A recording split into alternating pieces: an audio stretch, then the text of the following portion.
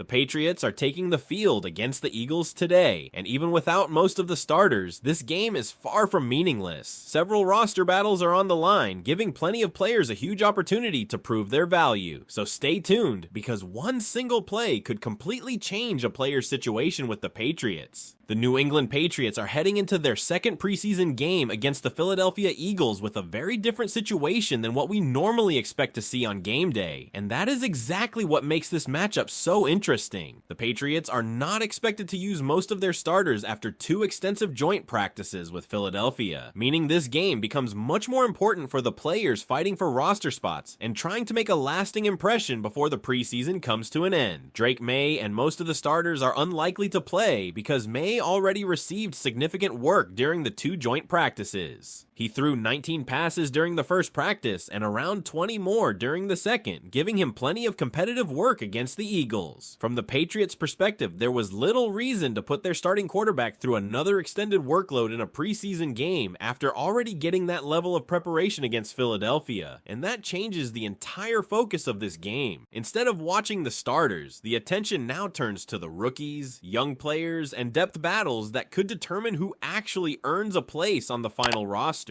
One of the first players worth watching is Tanner Arkin, who is trying to make his presence felt in the competition for the 3rd tight end spot behind Hunter Henry and Eli Raridon. What makes Arkin especially interesting is the way he has been performing as a blocker. During one practice, the Patriots used a fullback jet motion concept that helped create an opening for the running game, and Arkin's ability to get ahead of the play and attack the edge was part of what made the concept work. We also saw that blocking ability during the preseason game against Indianapolis. Eli Raridon was the lead blocker on one play, but Arkin, wearing number 84, was right there helping open the hole for Jam Miller. That is something Patriots fans should watch closely, because when a player is fighting for a roster spot, it is not always about making spectacular catches or putting up big numbers. Sometimes doing the dirty work and proving that you can be trusted as a blocker can be the difference. Then there is one of the most intriguing battles on the roster, the competition between Jam Miller and Lan Larison. This is a battle that Patriots fans are already divided over, and honestly, it is easy to understand why. The 2 backs have shown very different strengths. Miller had approximately 47 rushing yards in the previous preseason game, but he did not record a reception out of the backfield. Larison, meanwhile, struggled as a runner, finishing with 7 carries for only 1 yard, but he contributed 40 receiving yards. So what does New England value more in this competition? Do they want the running ability that Miller has demonstrated, or do they prefer the receiving ability that Larison has shown? That question becomes even more interesting when you look at what happened during the joint practices with Philadelphia. Larison appeared to be working primarily with the second team, while Miller had not been seen taking a step with that same group. That could be an important clue heading into the game, especially with Ramondre Stevenson and TreVeyon Henderson not expected to lead the workload. Someone has to take those carries. Someone has to establish himself as the next option, and with only one of these 2 players potentially making the roster, every carry, every route, and every block becomes more important. Another player who deserves serious attention is Caleb Blamo. His first preseason performance was not perfect, but there were encouraging signs. He played 43 snaps and did not allow a sack or a pressure. His performance in both run blocking and pass blocking showed areas of promise, even though his overall grade was not particularly strong. The joint practices provided another test. Blamo had a difficult one-on-one period against AJ Epinesa, suffering 2 decisive losses while working on the left side. However, he also won his one-on-one matchup when he was playing on the right side. That is important because Blamo is still adjusting to life in the NFL while also dealing with a unique challenge, figuring out where exactly he will play along the offensive line. Left tackle, right tackle, maybe even guard. Mike Vrabel has indicated that Blamo could potentially see work at guard, which means the rookie is being asked to learn multiple positions while adapting to the speed and physical demands of professional football. That versatility could eventually become one of his biggest advantages, but it also means every preseason snap matters. Against Philadelphia, the question is not simply whether Blamo can dominate, it is whether he can show progress, correct mistakes, and demonstrate that he is becoming more comfortable wherever the Patriots place him. On defense, the spotlight turns toward Ayes, who showed flashes in the previous game against Indianapolis, but also looked raw at times. He recorded 5 tackles across 25 snaps, which was an encouraging production level, although he did not record a tackle for loss, sack, or official pressure. Still, there was one important moment that stood out. He helped force an interception from Anthony Richardson, something that did not fully show up in the statistical evaluation. Then came the joint practices, and that is where things became even more encouraging. Ayes reportedly stood out during Wednesday's practice against Philadelphia, winning both of his one-on-one reps against Eagles offensive linemen and producing 2 would-be sacks during 11-on-11 work. That kind of improvement is exactly what you want to see from a young defender after a preseason game exposes areas that need to be corrected. Mike Vrabel also pointed to that improvement, explaining that the team identified things for Ayes to work on after the game, and that those corrections showed up quickly during practice. That matters because the ability to receive coaching, make adjustments, and immediately translate those corrections onto the field is one of the most important things a young player can demonstrate. That is why Ayes could receive a significant workload in this game. The expectation from the information surrounding the team is that he could start, play early, and receive plenty of opportunities to show whether the progress seen in practice can carry over into an actual game. And then we get to another position battle that could become extremely important: the cornerback depth behind the established options. With Christian Gonzalez holding out, the Patriots have questions about who will step into the next role behind Carlton Davis and Marcus Jones. Several names are competing for that opportunity, including Charles Woods and Kendall Vildor, while Karen Prunty has already done enough to make his roster position look much more secure. Vildor had an interception during Wednesday's joint practice, but Thursday brought a different challenge. He allowed 2 catches, including a touchdown during Philadelphia's end-of-game red zone drive.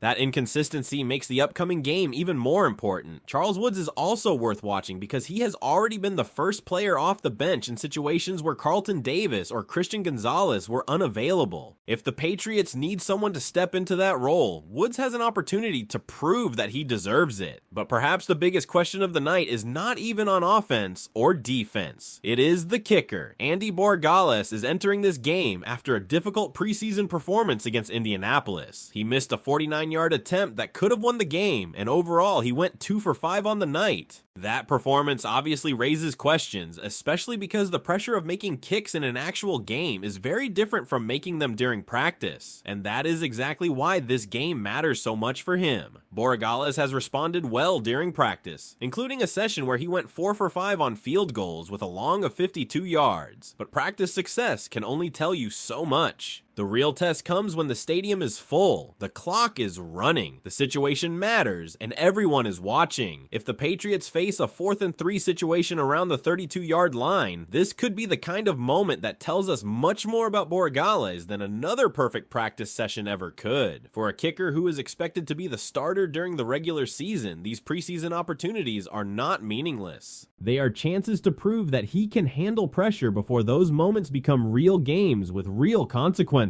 So even without Drake Maye and many of the starters, this Patriots-Eagles matchup has plenty of reasons to watch.